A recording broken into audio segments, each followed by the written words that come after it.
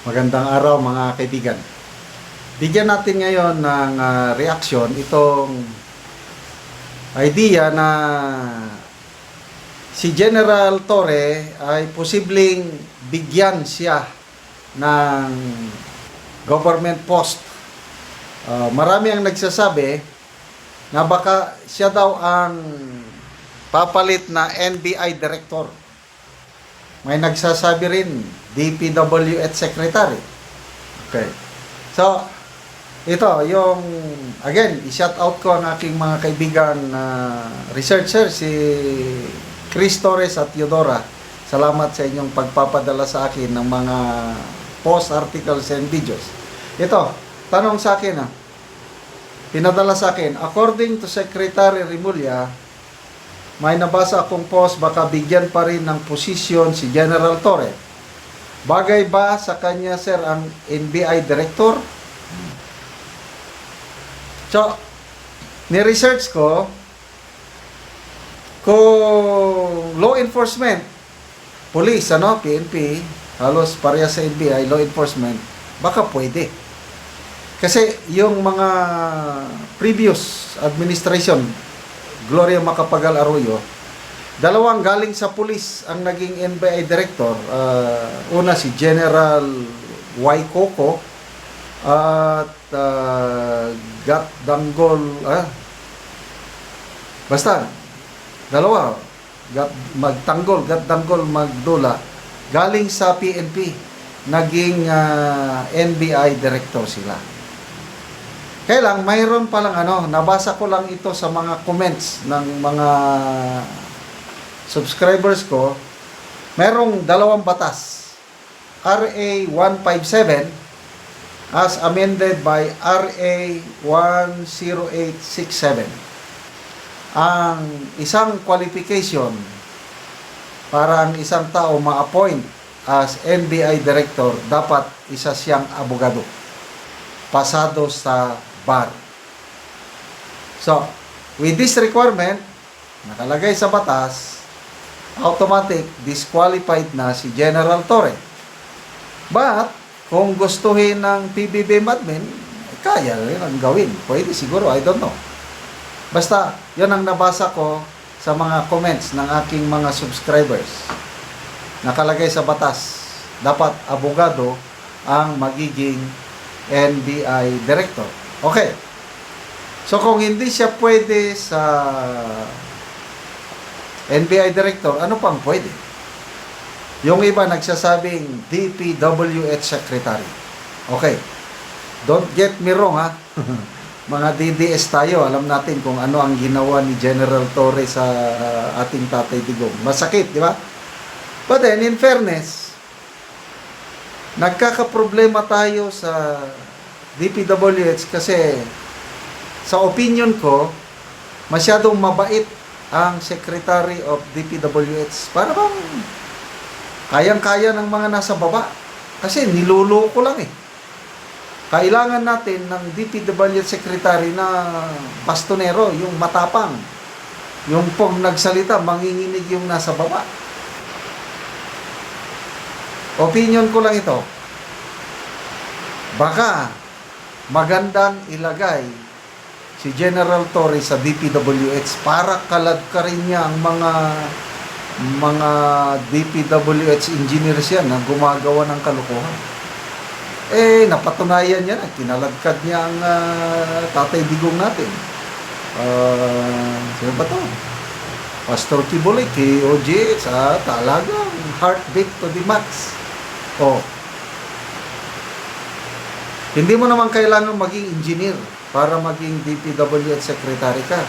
Kasi panahon ni PRRD, DNR, dapat ang DNR, mga technocrat yan, environmentalist. Kaya lang, nilagay niya si General Simato. Wala mang masyadong yun sa environment dahil general Kaya lang, pag secretary ka kasi, management level ka na, kailangan mo lang ng leadership, management, controlling, directing. So, naging effective DNR Secretary si General Simato. So, in the same manner, Ako, gusto ko ha, huwag kayong magalit sa akin. Gusto ko, ilagay ni PBBM si General Torre sa DPWH para once and for all, mawala na ang mga loko-loko dyan. Hindi naman lahat ha, Pera de los Benos. Kailang meron eh. May nanluloko eh. Kaya, baka pwede siya sa DPWH para maimbestigahan na rin itong mga anomalya. Kasi dati siyang pulis eh. At least may knowledge siya sa investigation. Hira. Kailangan tanong, tatanggapin ba niya? Kung offeran siya ng magandang posisyon, tatanggapin ba niya? Ito, text ng aking subscriber. Sabi niya, kung ako si General Torre, mas maganda mag-step down na lang siya kontra gawin siyang pulutan, napahiya at ginamit lang din siya ng BBM admin. Tsaka discouraging na rin if alokin pa rin siya ng ibang posisyon kasi nadungisan na ang kanyang pagkatao. Buti pa exit, retire na lang siya. Sinagot ko ito, totally agree. Kung ako si General Torre, hindi ko natatanggapin kahit anong alok pa nila dyan.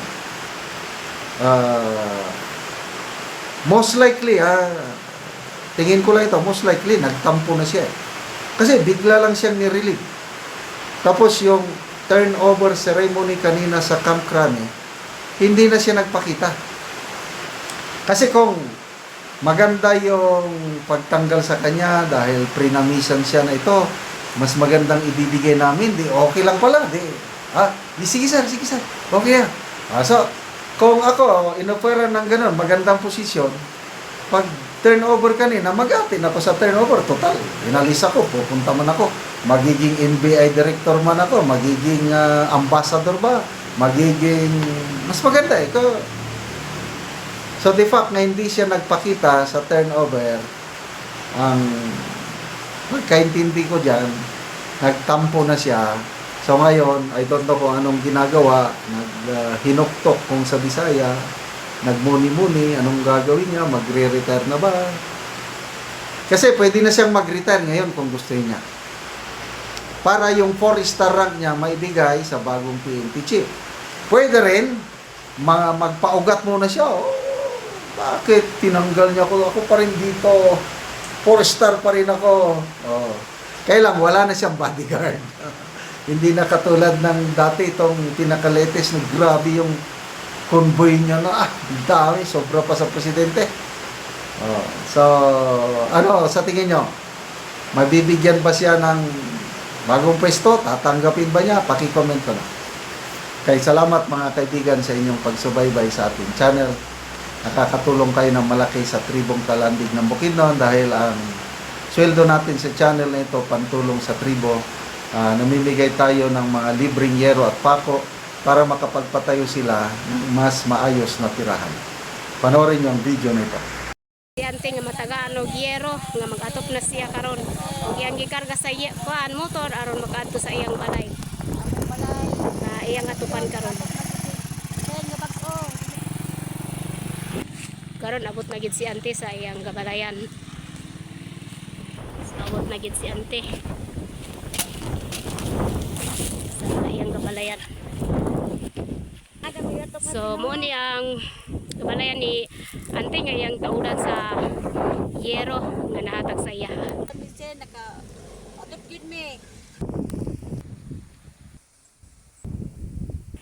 Nagrobong ata, nakawalay gid dire.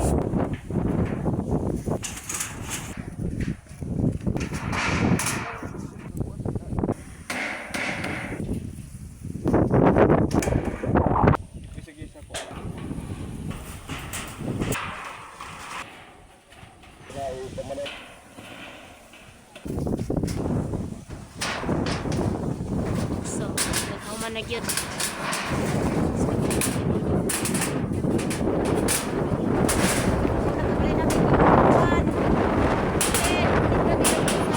So, nindot na gyud kayo man na og so, nakikita mo.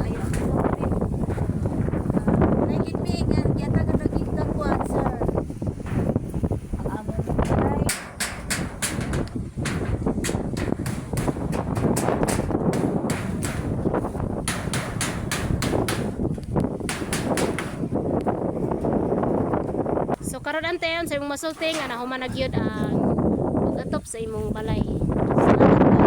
Sa tag video. Nag-atop ra gyud mi. So pila day imong anak ate? 5. So karon pagit ka ra ka balay. Karon pa gyud. Sige te, salamat.